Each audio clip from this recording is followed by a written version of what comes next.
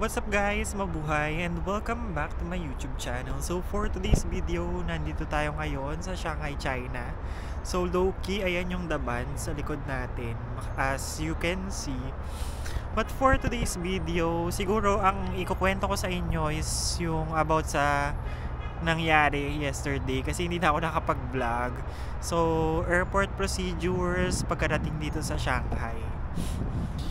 So, after our flight dito, Manila to Pudong, so my ticket is around parang 4,000 pesos only via Cebu Pacific. And then, nag-add na lang ako ng baggage since today is November, medyo malamig na. So, talaga nag-add ako ng baggage for the trench coat and winter clothes, which is legit naman na malamig. Ngayon is around 2:30 in the afternoon. So, talagang ramdam mo na yung lamig.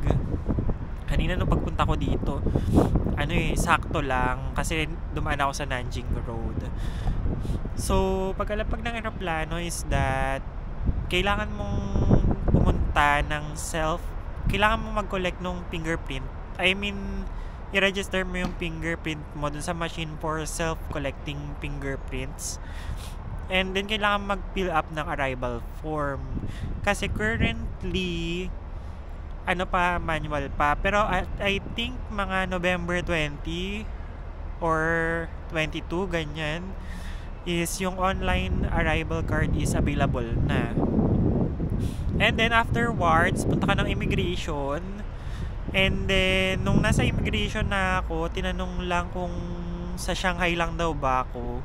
And then, kung kailan yung uwi ko. Yun lang naman yung mga katanungan here sa immigration. And then, after nun, kukunin mo yung baggage mo. And then, nag-withdraw ako ng currency, guys, which is the Chinese New Yuan. So, ang ginawa ko is nag-withdraw ako ng 500 yuan lang. Kasi, mostly naman ng mga payment dito is Alipay, which is yung Alipay ko ay niregister ko na sa Pinas bago ako pumunta dito sa Shanghai. So ayan, low-key daban. Nandito tayo sa Shanghai. In terms of the internet, bumili lang ako sa Klook. So parang 5 GB is 300 pesos for 30 days na ata yun.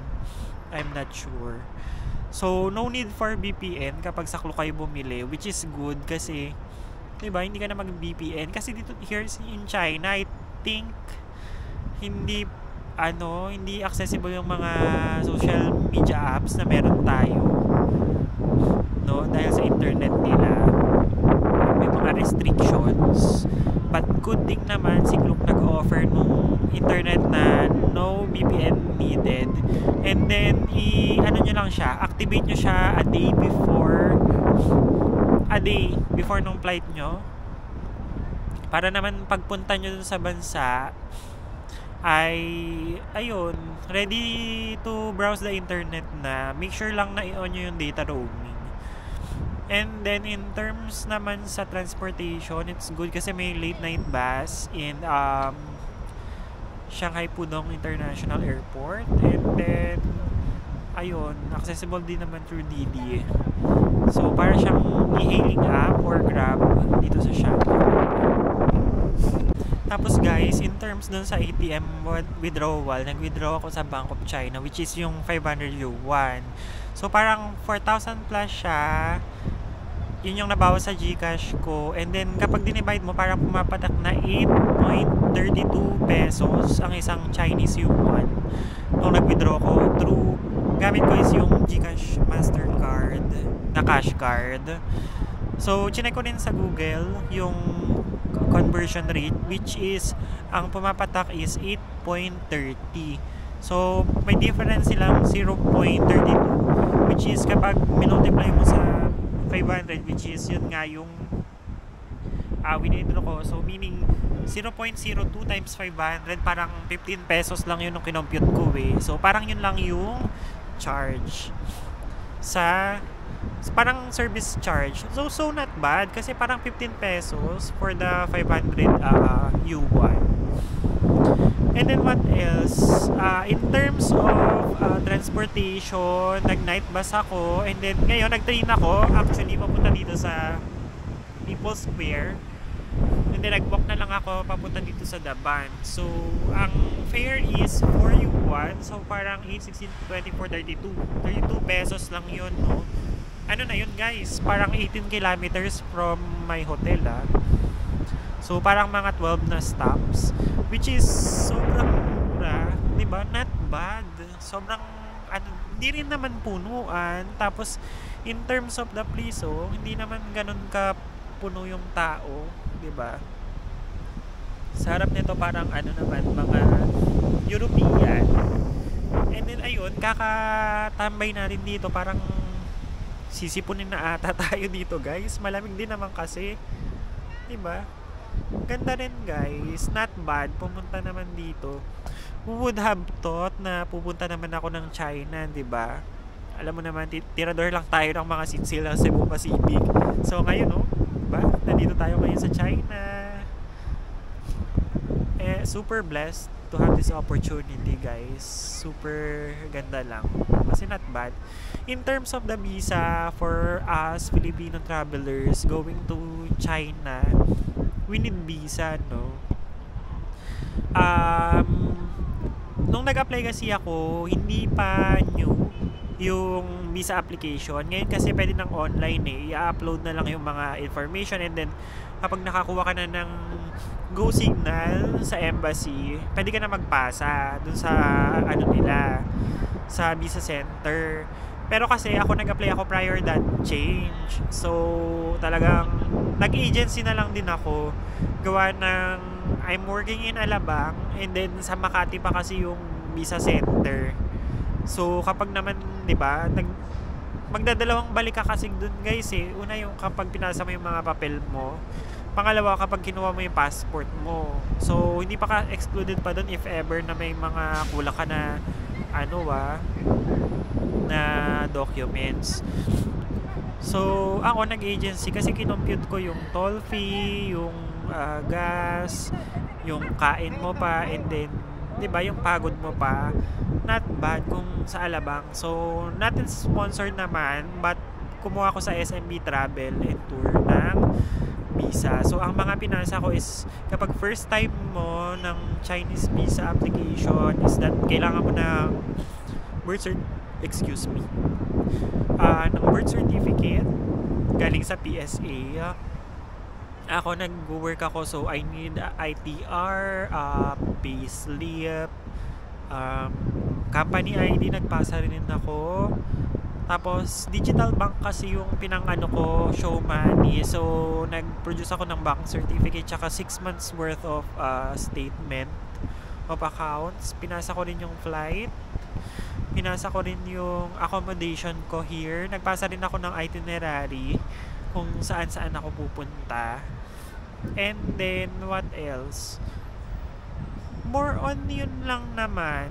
So yung application ko, ang nagpakapa lang talaga sa kanya is yung statement of accounts. Kasi 6 months worth of kung matransaction ka, 'di ba? Talagang kakapal yung pages na ipapasa mo para sa embassy. And then after application, siguro mga 5 working days, and then na-approve na tayo agad. Sobrang smooth lang ng application.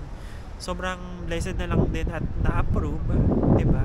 May mga travel na rin naman tayo sa ibang bansa. So siguro that's why magandang factor din naman siya for our visa application here in Shanghai. No? If gusto nyo, guys, ng magstay dito sa Shanghai, mas magandang piliin nyo yung malapit na sa mga attraction na pupuntahan nyo. Pero ako kasi nagstay ako sa Xinchuang station. Gawa ng gusto ko yung mga laid back no? Kaya lang medyo maraming station nga lang yung kapag mag-MRT ka. Pero not bad din naman kasi 32 pesos lang from the station to the tourist spot. So not bad din naman yung napili kong location. Matagal lang biyahe, pero doon kasi sa area na yun wala masyadong tao yun nga yung vibe na gusto ko. So ayun yung pinili ko. Sobrang ganda, guys. Gusto nyo ba i-tour ko kayo doon? Ang ano ko kasi ngayon, ang vibe ko kasi talaga ngayon is kaya hindi ako nag-vlog na dun sa mula na iya, 'di ba? Yung mga process ng immigration ganyan. Kasi nagawa na natin yung sa vlog natin from Manila to Kaohsiung. And then yung going naman from airport here in Pudong papunta sa hotel, hindi ko na na-vlog gawa ng late night flight naman kasi yung flight ko kahapon, kagabi actually. Kaninang morning lang ako nakapunta and then super nice ng weather. So talagang natulog ako and then parang magla-lunch na ako, naglakad-lakad, nag-start mag-tour and then not bad kasi maganda yung weather eh. Hindi mainit, malamig siya. So kahit lunchtime ka mag-start ng tour mo, yun nga lang, parang mga around 5 to 6 p.m. nag-turn into dark na dito. Gawa ng winter. I mean autumn, winter. Hindi ko rin sure. Autumn yata guys. Kasi yung mga leaf, nag-yellow pa lang eh. Hindi pa naman siya natatanggal eh. Pero guys, sa People's Square, doon, sobrang tanggal na yung mga leaf. Mostly nung mga puno doon. So, ayan, low-key the band guys. No?